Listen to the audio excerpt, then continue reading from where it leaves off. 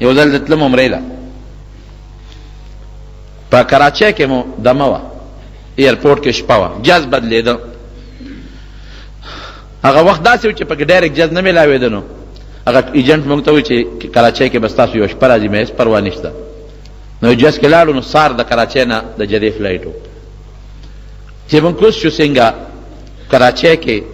نو هغې قانون دی چې دا جز یو وي او پکې شپه په منځ کې راځي نو هغه جز والا به دله د هوټل انتظام کوي نو ما دغه طریقه معلومه نور کسان هم پکې وو نو زه هغه کاونټر له ورغلم خو چې زه ورتلم د دې سوات د علاقې یو څو بوډاګان ما نه مخکې روان وم لاړل هغه کاونټر له هغوی م تلل زه ورپسې روان وم چې زه تلم یو بټوه پرته وه دا حاجیان دی غاړې ته یو بیګ غوندی چې رکوټې یو بیګ پروت یو سړی په یو پنجابي د ما نه مخکې کېده خو زه پرې مخکې شوم ما له اوچته کړه دروغ مې ووې توریه غوندې مې وکړه خدای دې راته معاف کړي پنجابي وي دا څه کوې مې د ما ملګري د هغوی ده هلکې مې دا سوچ وکړو چې خو چاته غریبانانو نه پروتې دي کاونټر والا له به ورکړم دا خو اوس پټوي هلاړ چې ما هغه بټوې ته وکتل نو په بټوه کې شناختي کارډ راووته پاسپورټ پکې راووت خوله مې کړه پاسپورټ راووت ځکه نښه به معلومې پاسپورټ راووت شناختي کارډ راووت ویزه پکې راووته او پکې بلا پیسې ریالونه هم راووتل بس کاونټر والا له ورغلم ما ورته ویې ما له سار فلایټ ته ټکټ مې ورته وښو هوټل خو هغه شناختي کارډ مې پوه نه کړ ځکه د افسرانو پته نه لګي وی بابوګانو مې دا زما ملګري دي او ما دوی چې د کوم هوټل ته لېږلي دي ما هغه هوټل ته ولېږه وایي ښه بس هغه پرچه راله جوړه کړه مې دا کوم هوټل ته لاړو پلان کې هوټل ته دغه ګاډي ته وخېږه سرکاري ګاډي ده پې هغې ته وخېږولم هوټل ته لاړم چې هوټل ته ورغلم د هوټل په دروازه کې یو څو بوډاګان دي یو پکې داسې رپېده غریب داسې رپېده بوډا زه خو پوهېږم شناختي کارډ باندې خو فوټو ما ولیده همغه بابا چې ورغلم مې بابا ولې یو ما ته وایي بچي را دنه بټوه پرېوته پته نه لګي چې جس کې دی پروت دا که بار ته پروت دا او دا غریب عمرې له روان دی پیسې هم دي پکې پاسپورټ ټکټ دوست موږ نه پاتې دی غریب هېڅ پته نشته چې کوم دی دی پروت را بابا داسې و چې زما پې ډېر رحم راغی مې بابا فکر مه کوه خدای به پیدا کړي الله به پیدا کړي راځئ پیدا به کړي نه بچې کوم ځای به پیدا شي دا خو زه عمرې نه پاتې شم مې دا خو نه ده ویم دا ده نو 1500 روپۍ راوستې دا والا زلمیه دا 500 روپۍ والا مې دا 500 روپۍ د تا نه نه علمه بس دوا کوه مې ورکړه چې مې ورکړه ډېر زیات خوشحاله شو سهار له جس کې مې یو ځای جدې ته لاړو اوس زه راته اوس دا خپل حالات درته وایم چې تاسو یقین راشي چې لاړم او په جدې ایرپورټ کوز شوم او مراحل پوره شو او زه بار ووتم ما سره هم یو بټوه وه دا ځان سره حج عمرې والا یو بټوه وړي هغې کې ځان سره پاسپورټ او ټکټ او دا څیزونه اچي او یو را سره بیګ و ایرپورټ نه بهر هلته چترۍ لګېدلې هغه چترو سره مې هغه بیګ هم کېښوده او هغه وړه بټوه د وړې بټوې سړی بلد دي دا ته اکثر روکېږي بلد دي زه اکثر حاجیان عمرې ورته چې دا بټوه ګورې سنبال ساتې دې بنده بلد نیم داسې ځای په دې پاتې کېږي همې هلته کېښوده او هغه بیګ مې هم کېښوده او یو ملګری د رشته دار هغه ټلیفون کړو ایرپورټ ته راغی چې راغی هغه موټر کې کېناستم روان شو نو ما ته هغه وایي چې مال یو کیسټ راوړه پخوا دلته کې په دې مانځو کې یو حافظ صاحب نعتخوان حسین شاه نوم یې د هغه نعتونه یې خوښ وو نو ما ته وایي چې راځې نو ما له د حسین شاه نعتونو کیسټ راوړه مې ښه حسین شاه نه مې ورته نعتونه کیسټ ټیپ کړی و چې د جدې او د مکې د نیمه لاره مو واله نو ما ته وایي چې هغه د ما کیسټ ترې راوړی دی ما ویاو وی کم دی ما شاته بټوه کې پروت دی خو چې دا مې ووایي نو له مې یو ټک نارې کړې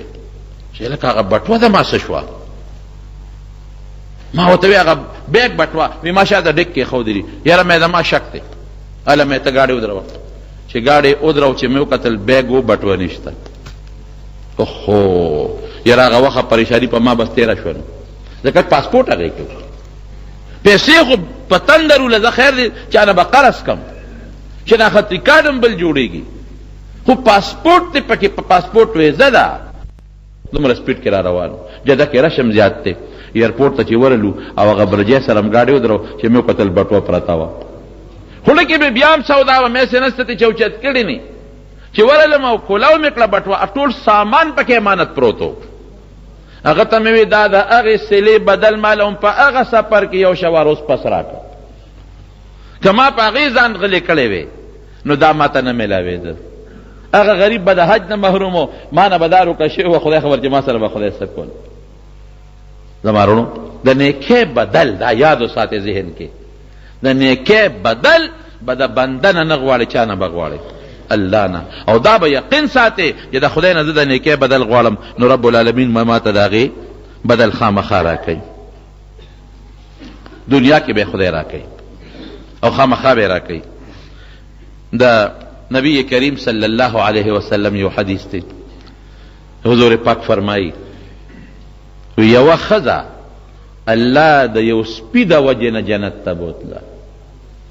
او نبی او بخاری کې راځي ګناهګاره ښځه وه، په لاره تله، چې په لاره څنګه تله نو تږې شو، دا ښځه تږې شوه، نو اوبه نشته، یو کوی یې صحیح کړ، چې ورغې نو کوی باندې برقه نشته، ډېره زیاته تږې وه، نو دې خپله موزه وویسته، پخوا به دې ښځو موزې اچولې، او لوپټۍ کوزه کړه، نو هغه لوپټۍ پورې هغه موزه وتړله او کوی ته یې ښکته کړه، په هغه موزه کې اوبه راویستې، ویست کړې. نو چې ویې کتل د کوی په غاړه یو سپی دی، جبه د تندې نه راوستلو، قریب و چې د تندې مړ شوی وی، او د تندې د لاسې خټې خوړې د کوی. دی وایي چې خدایه ما ته کومه تنده لګېدلې ده، خو دې سپي ته هم هغه تنده لګېدلې ده. نو زر یې لږې اوبه راویستې، کوی په غاړه خو ډنډونه یي که نه په هغه موزه کې، او هغه سپي ته په هغه ډنډونو کې هغه اوبه واچولې، هغه سپی هغه اوبه څښلې. زه نه وایم، د بخاري شریف حدیث دی، حضور پاک مبارک فرمایي هغه ښځه الله د هغه سپي په سیراب کولو جنت ته بوتله، او حضور پاک فرمایي ګناهګاره ښځه وه. ګوره دا یو پټی نیک عمل. او یو حدیث پاک کې راځي دا جنتیان او دوزخیان به یو بل سره ملاویږي، جنتی به راشي او د دوزخ پر غاړه به ودرېږي، خو دوزخ به نه سوځي، نو د دوزخیان له پیغور ورکوي. څنګه ته مې وې که نه، دا به نور هم د دې دپاره چې پیغور چاله ورکوي، خو دا هم لوی جرم د هغه دپاره سزا ده. او دا دوزخي به ورته وایي د جنتي ته ورورې دنیا کې خو دې پېژندم که نه، او یو ګوټو به خو راته راوله، ډېر زیات تږېمه. دا به داسې یو بل ته جنتیان راځي او د دوزخیانو ته به ګوري. نو یو جنتي به راشي او دوزخي به په دوزخ کې پروت وي، نو چې وی ویني دا دوزخي به ورته وایي اے جنتي یاد دې شي، او یاد مې شي، څه توره دې کړې ده، ټول عمر دې ګناه کوله ظالمه، ما به ته وې مه کوه او تا به ګناه کوله. وی نه، یو وخت کې مې در سره ښه نه و کړی. څه ښه دې کړي؟ چې ته تږې وې او یو جام اوبه مې در کړې وې. او یاره ماله خو د جام اوبه را کړې وې، دا ښه خو دې را سره کړي. نو نن مهرباني وکړه د مالک سپارش الله ته وکړه که نه. نبي علیه السلام فرمایي دغه جنتي به الله دربار کې سپارش وچوکي چې خدایا دې دوزخي ماله یو جام اوبه را کړې وې، الله په مې حق دې تا ته سپارش وکړم. الله به ورته وفرمایي مټې ونیسه جنت ته داخل کړه. فلنحیینه حیاتا طیبة. ګوره قرآن چې څه وایي چې شمدید به راته ښکاري، ولنجزینهم اجرهم باحسن ما كانوا یعملون. د جام اوبو په دنیا کې څه قیمت دی، لیکن رب العالمین د هغه جام اوبو اجر د جنت په شکل کې ورکوي. تمارونو نیکي دا ضایع کېدو والا شی نه دی، دا خدای پاک نه ضایع کوي. د هارون الرشید ښځه زبیده نومېده، زبیده ډېره نیکه ښځه، دومره نیکه وه چې هغې په خپل شاهي محل کې کوم ته چې نن سبا د وزیر اعظم یا د صدر سیکرټریټ وی، په هغې کې چې څومره ملازمین نوکران غشتي وو، دا ټول د قرآن شریف حافظانو. میرټ دا و، نن سبا زمونږ میرټ څه دی؟ میرټ دا نشته، نن هغې میرټ دا و چې هغه کس به زما په محل کې ډایرکټري، سیکرټري به، کلرک به، چپړاسي به، کلاس 4 به، چې د قرآن شریف قرآن حفظ یې کړي، حافظان به. او چې څومره قاضیان دي په دغه زمانه کې، دا به ټول عالمان به. په فیصله خو عالم پوهېږي، نه پوهې سړی خو په د دین او د شریعت په فیصله نه پوهېږي. خو زمونږ خو دغه سیسټم خراب دی که نه، مونږ خو چې کوم د صدر او د وزیر اعظم او د دې خلکو نه راتاو دي مونږ نه کوي، او چې څومره د فیصلو خاوندان دي د قرآن او د حدیث نه دی خبر، نو نظام کم دی ټیک کېږي. خدای دې زمونږ په دې وطن کې د قرآن او د سنت نظام راولي، هر څه به ټیک شي.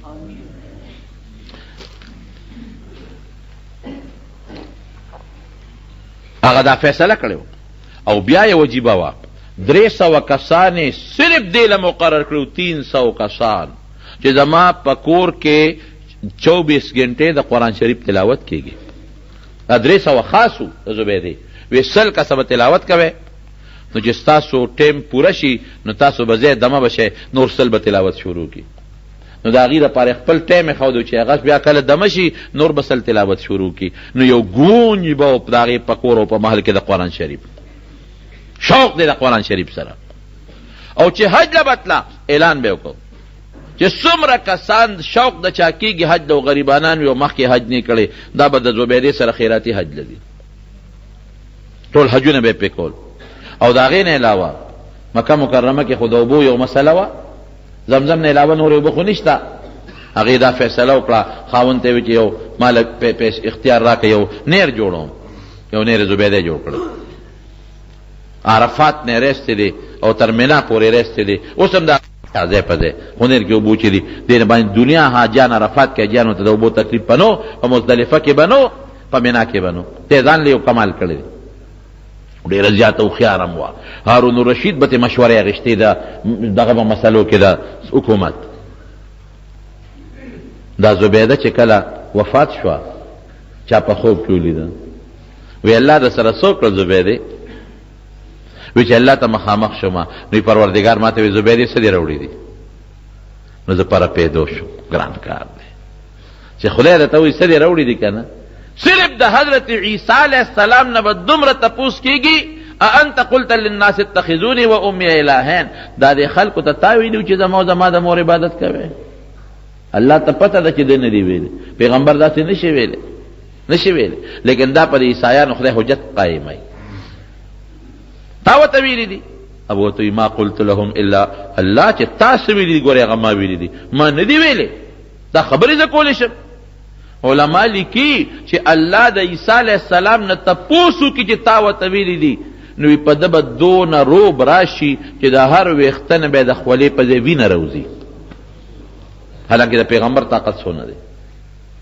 دا ډېرې ګرانې خبرې را روانې دي. قسم دی بل ورځ مې طالبانو ته په درس کې وې مې ډېرې ګرانې مرحلې مو په سر را روانې، اسانې نه دي، ځن کدن دی. نو بیا د قبر ازا، قبر تیاره ده، قبر زندگی ده، نو بیا ورپسې خدای د عذاب نه مو ساتي. خدای خبر دغه زندگی کله خلاصېږي. پلار پاتې شو، بچی پاتې شو، هر څه پاتې شو، یک تنها لا. بیا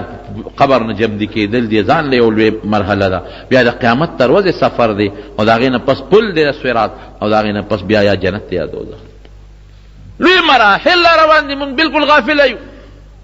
هېڅ توجه زمونږ نشته. د دنیا د لږ مال ته مونږ توجه ده، د دنیا بچو ته په دې ته مونږ متوجه یو، آخرت ته توجه نشته. بهر کیف الله وایي زبیدې څه دې راوړي دي؟ بره پیدا شم چې خدای تعالی څه جواب درکړي. ما څه راوړي؟ وایي زبیدې ډېر منځونه دې کړي دي، ډېر روجې دې نیولې دي، ډېر حجونه دې په خپل هم کړي دي، په خلکو دې هم کړي دي، د قرآن دې ډېر لوی خدمت کړی دی. او زبیدې نهر دې مرسته دی، لیکن دې کې ستا څه کمال دی؟ دا خو ټول زما کمال دی. ما ښکلې پیدا کړی او د هارون الرشید د تر لور مې پیدا کړی، امې در باندې مین که د هغه نکاح له مې ورسولې، نو ځکه دا رسو شو. که ما ته داسې بدرنګه جوړه کړې وې او ما د بادشاه په خاندان کې نه مې پیدا کړی چې د بانډه کې مې پیدا کړې وې او بادشاه سره مې د له نکاح نه وکړې، تا به څه کړي؟ رښتیا ګورې رونو چې دا مونږ څه کوو دا د چا په فضل کوو؟ د الله په فضل. دی کې څه دا خو رښتیا خبره ده. دا چې تاسو کړي دي خو ما په کمال وکړو. ته مې ښکلې پیدا کړې، بادشاه در باندې عاشق شو، د ترې لور یې په نکاح واغېستې او ستا هرې خبرې ته به یې نظر کوو. ته خو زما دې کې ستاسې دې کې ستاسې نشته، دا هر څه زما دي او ما دله عقل در کړی. که ما لیونی پیدا کړی وي نو ته به په لاړې به دې بېدې او منډې به دې وایې، او که ما په لاس پوشله پیدا کړی وي تاسو کولی شو؟ بس پر پیدا شم چې د لاړې زبیدې غرقه شو. وی ما ته وی چې نه زبیدې په یو عمل دې بخم، بلکل جنت در کوم. هغه څه عمل دی؟ یو ځل تا ډوډۍ خوړه، په پلیټ کې درته ډوډۍ پرته وه، نوړی دې اوچته کړه، چې دا نوړی دې د خولې ته نږدې کړه، دې کې بانګ وی الله اکبر. تا فورا او دغې وخت کې ستا په سر لوپټه نه وه، لوپټه د نه شاته غورځېدلې وه، نو تا زما د نوم احترام وکړه او قدر دې وکړه، نوړی دې واپس پلیټ کې کېښوده، ادې خولې ته نه کړه چې بانک اوس هم چې دا بانک وایي نو زنانه هسې زنانه خو سر تور ساتل ګناه ده، خو د بانک په وخت کې خامخا پټوي، دا الله د نوم احترام او تعظیم کوي. نور دا نشته چې بانک وخت کې پټاو بل وخت کې کولاو ساته، نه هر وخت کې به سر پټ ساتي. خدا یو احترام اوس هم زنانه چې بانک شروع کړي زر په سر پټ کړي، ښه خبره ده، ښه سوچ دی. نو تا زما د نوم احترام وکړ، وړی دې خوله ته نه کړه، ادې واپس پلیټ کې کېښوده او سر دې پټ که او بیا دې نوړی خولې ته واچوله. زما د نوم دغه احترام دې کړی، زه په هغې دې بخم او جنت ته ده. نن موږ څه کوو؟ بانک وایي موږ چې ته خپل ګپ شپ بند کړه، نه. بانک چې وایي موږ چې ته موبایل بند کړه، نه. بانک چې وایي موږ چې ته ټي وي بند کړه، نه. د بانک په احترام کې د خدای د نوم څه احترام وکړه؟ ځکه خو ډغرې خورو. زما رونو دا د نیکۍ اجر دی، پټې نیکي الله پې دومره خوشحالیږي چې رب العالمین انسان له په دنیا کې هم ښه اجر ورکوي او په آخرت کې هم خدای پاک د هغې نه بهترین او د هغې نه ښه اجر ورکوي. د نبی کریم صلی الله علیه وسلم یو خو د نیکۍ په قدر موږ نه پوهېږو که نه. مسله دا ده چې نیکي او نیک عمل په قدر موږ پوهېږو نه. د حضور پاک مبارک په زمانه کې د نبی علیہ السلام به دا عادت مبارک و چې چېرته نوی به یو سړی مسلمان شو هغه له به ډېر عزت ورکو، پیسې به یې ورکولې، مال به یې ورکو. دغې خلکو ته به مؤلفة القلوب وي. د هغې یو څو قسمونه دي، یو قسم یې دا دی مال به یې ورکو، غنیمت کې به هم شی ډېر ورکو، ډېر خیال به یې ساته چې دی په د اسلام باندې کلک کلک شي. ځکه بعضې خلک به د الله د رضا دپاره مسلمانان شو او بعضې خلک به په جدا نیت رالل، وروسته به له خدای اسلام مضبوط کړ. یو سړی نوی مسلمان شو چې راغی نبي علیه السلام ته کېناستو، وی د الله رسوله وی زما یو باغ دی په دې مدینه منوره کې، یو باغ دی په دې مدینه منوره کې، او ستا یو بل صحابي دی یو مشر سپین ږیری د هغه په ګاونډ کې دی، نو یو لس بوټي که ما له هغه راکړي نو زما ورته پوله به نیغه شي، پوله مې کږه ده. نو ته هغه ته ووایه چې ما له یو لس بوټي راکړي،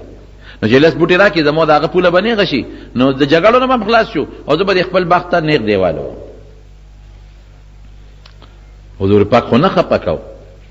هغه بوډا سپین ږیري صحابي راوغوښتو، کښېنه، وی ستا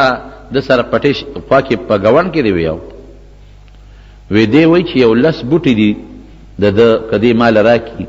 نو زما د ده پوله به نیغه شي، نو دله دا لس بوټي ورکړه. د بوډاګان چې که نه د دې خو لږ یو بوټی دماغ کمزوري که نه، دا خو په بوډا سره به ژوند په بله نخره تیری، ګزاره به ورسره کې. زه اکثر دا چې ډېر بوډاګانې غریبانان خپې کمزوري په کونټۍ ګرځي او سترګې هم کمزورې وي، نو زه بچی راشي فریاد وکړي مېره وره کمزورې دی غریب، خپې کار نه کوي، ګوره په کونټۍ ورسره ده، سترګې کار نه کوي، چشمې اچولې دي، غاښونه جبه کار نه کوي، خولې کې غاښونه نشته، املی ټیټه ده، نو ګزاره ورسره ته ولې نه کوې؟ خدای ورسره کوي ته ورسره نه کوې؟ الله وایي باله د سپین ږیري نه حیا راځي، نو خدای ورته حیا ورته له حیا نه دي، ستا پلار دی، ګزاره ورسره کوه که نه. نو نبي علیه السلام ورته وایي چې دله یو لس بوټي ورکه، وی د الله رسوله حکم کې که مشوره راکې؟ نو نبي صاحب چې نه حکم خو نه کوم، ستا مال دی په زور خو یې درنه نه اخلم، مشوره در کوم. یاره صاحب ویل نه میړه کېږي، نه ورکوم. یو بوډا وی ډاکټر له لاړه، وی دا نظر مې کمزور دی. ډاکټر خو پوه شو چې دا اوس غریب نه ولې پیسې والم او چټۍ ورته ولیکمه، وی خیر دی بابا بوډا یې دا د بوډاتوب وجه ده. بیا ورته وایي غوږونه مې هم کار نه کوي، وی بابا دا هم د بوډاتوب وجه ده. بیا ورته په لاره ځم دا ټولې خپې مې اړه چې خوږېږي. نو ډاکټر که داسې عام پیسو والا خو زر به ورته نسخه لیکلې وه، بابا وی دا هم د بوډاتوب وجه ده. وی هر څه راته خړ خړ ښکاري، وی دا هم د بوډاتوب نښه ده. نه بابا ورته غصه شو، وی هر څه بوډاتوب، هر څه بوډاتوب، هر څه بوډاتوب، دا امیل دی دا شی سره لاس کې اچولی دی او دا بوټ دې سره لګولی دی. ډاکټر ورته وی دا هم د بوډاتوب نښه ده. چغې چې دی ووالې او شور دی وکړه دا هم د بوډاتوب نښه. ځلې بوډا کمزوري نو بهر کیف حضور پاک ورته وایي چې حکم خو ځکه نه کوم چې ستا حق دی، زه حکم وکړم نو پر دې حق په غاړه والم، مشوره در کوم. وی نه ورکوم، چې مشورې بیا نه ورکوم، ما پې سوچ وکړه نه ورکوم. وته خدا سه کا بدل بدل درکم د دې لاسو بوټو دا ولا ورکا وی صاحب کا اډر کې چوس وته بیل کوم دا حکم نه تیرېږم به بدل ورکم او که سفارش راته کې نو ورکم زما بوټي دی نه ورکم نبی اسلام ته فرمایي یو بل چلو کا دا لس بوټي ورکا الله به جنت کې محل در کې او زبې ذمہوار شم اوهو سونه لوی خبره زی ذمہوارم الله به جنت کې دې په محل در کې هغه بوډا بابا وې ایمان مې راوړی دی جهادونه مې وکړل دړه د ایمان راوړی مال باسم خدای جنت راکړي نو ورکوم دا لس بوټي حضور پاک مسکی شو چې مسله خوره شو دیم لاړ ام لاړ یو بل صحابي راغی د قباو نبی علیہ السلام ته وی د الله رسول کزه څه چل جوړ کوم د الله بوټي د دې بوډا نه دل عالم مال به خدای جنت راکړي بالکل کتا وکړل تعلم ذمہ داری در کوم زه طالبم خدای جنت راکړي نبی رحمت الله وحی کول دې زړه ته الله ابوډا بابا ته دروازه وواله د دې چې دا کوس درېمګړې پکې راغی د په قبا کې د 1,000 کجورو بوټو باغ 1,000 ډېر شی دی او بیا یوازې د کجورو نه پکې انګور مو پکې نور سیدونه مو ډېر قیمتي وو او د قبا علاقه کې هم د کجورو ډېر خشته باغونه دي چې بوډا ته आवाज وکړ ویسته ما پیژنې وینا ما نه پیژندې پیزه د قبا غفلان کې سړی یم او غستا یو باغ د خلک ډېر صفت کوي ما لیدلې دي د 1,000 کجورو د بوټو باغ دی اگر وی زه یو سودا لراغلی بوډا بابا ته څه سودا ده وی اغلس کجوري راکاو دا غونو د 1,000 کجورو باغ والا اوس ګوره دا هغه څوک چې په ځل کې د نیکۍ قدر یې ګوري مونږ د نیکۍ قدر پړه کې نشته وته سوچ کوا سوچو کا زر باغ او قیمتي بلاو لکونو درهم باغ دی په لاسو بوټو راکې وی بس ما په سوچ کړی دی سودا را سره کې کنه کې بوډا بابا خوشاله شو د لاسو بوټو باندې سکم زرو بوټو لوی باغ ملاويږي او عربو باقي کورونه جوړ کړی کورم دی پکې او بلا پکې انګورو دي او قسم قسم سيزونه دي پکې وی سوچ مې پکړې دي وی خلاص شو سودا چې وی شو سودا دا سړی راغی نبی عليه السلام ته الوي وی سب مسله مې حل کړه دې سړی ته وجلال چې لس بوټي ولا ورکې بوډا بابا وی څنګه دې رضا کا وی ما ولا په قبا کې هغه د 1,000 بوټو باغ ورکړ حضور پاک نورم جوش کې شو بالکل خبره دې ټیک ټیک کړې ده ډېر څه خدای وکړل زبد دې خبره د قیامت پر استاله د خدای پنيز گوي کوم ذمہ داری شو زما چې تعالی به خدای جنت اندر کې جنت کې محل خدای درکړي اصلي لاړه صحابي په باغ کې وسره خدای او بچیو سیدل هغه ته आवाज ورکړ فلان کی مور ولی روزه د دې باغ نه وی ولی دروزم ویلا می خرڅ کا سودا می وکړه چا سره یا سړیا څه سودا دې وکړه مونږ بوس کم دی اوسېګو زمون کور اخو به معمولی سامانو دونه ډبل بیډونو په هغه زمانه کې نو یو څو سيزونه به یا سړیا څه سودا دې وکړه چا سره دې بدل کو به سوچ کار دې وکړه ما سره دې بچو سره مونږ سره سوچو نه کو وی شابوس باغ پر دې زرته روزه وی نه مونږ خو په ککه چا سره سودا وکړه خدای ازو د باشومان بچی بچرته بوزم وی ته روزه بچو به خدای غم کوي سودا مې کړی دا وی چا سره دې وکړه وی خدای سره الله اکبر ان الله اشترى من المؤمنين انفسهم واموالهم بان لهم الجنه خدای سره مې سودا کړی دا وی خدای سره څنګه قصه وته وکړه خدای زر سامان را پوګه کو باغ نه بار وروته خدام د دې زمانه خزانه وا اے سړیا وی ک په جون کې د کومه بهترینه سودا کړی نو هغه دې عمدا وکړه نه کې باندې خدای جر ور کوي نو قران شریف کې الله تعالی فرمایي من عمل صالحا نیک عمل وکړه هغه عمل چې خدای په خوشاله شي فلنحيينه حياه طيبه دنیا کې بخل جنور کم او د خپل جن مې رتتیر جمعو کې ویلي سکون اطمینان راحت د خدای مینا الله به سره مینا وکي د خپل جن شو د دنیا د پیغمبر مینا د فرشتو مینا نیک انسان سره خدای او فرشتي مینا کوي نبی علیہ السلام فرمائی اللہ وہ مسمان کے اعلانو کی پا عرش باندے کہ فلان کی سر زما مینہ دا تاسو مسر مینہ ہوکے اغي وسره مینه کوي بل اسمان والا تاوازو کې چې فلان کې سره زمونږ مینه تاسو مینه کې ټول او اسمانونو کې د اعلانونه وشي نو نبی رسول الله فرمایي چې بیا جبرئیل علیه السلام په اسمانونو کې د اعلانونه کوي لکه دلته چې د مړو اعلان کېږي یا بل اعلان کېږي، نو د فرشتو مینه پیدا شوه، نو بیا توضع له قبول فی الارض، بیا په ځمکه کې چې کم نیکان خلک دي د هغې په زړه کې خدای قبولیت پیدا کړي، توضع له القبول فی الارض، نیکانو خلکو ورسره مینه پیدا شي، طالبانو شیخانو د نیکو خلکو بدانو نه ګورې، هغې خو دشمني کوي. دا ښکلی ژوند، ولنجزینهم اجرهم باحسن ما کانوا یعملون. الله وایي د ده د عمل دا نیکي چې کوله خو د ښه شی ښکارېده که نه، د دې اجر به وله خدای په آخرت کې ډېر ښایسته او ډېر ښکلی ورکړي. نو نه خدای دروغ وایي نه د خدای پیغمبر دروغ وایي. نو نیکي کوئ ښه، او نیکۍ ته سپک مه ګورئ، پوټې نیکي م چې کوې نو سپک ورته مه ګوره، په ښه نظر نیکۍ ته ګوره چې دا نیکي مې وکړه او په دې الله خوشحالېږي. نو رب العالمین به د دې اجر په دنیا کې هم درکوي او په آخرت کې به هم درکوي.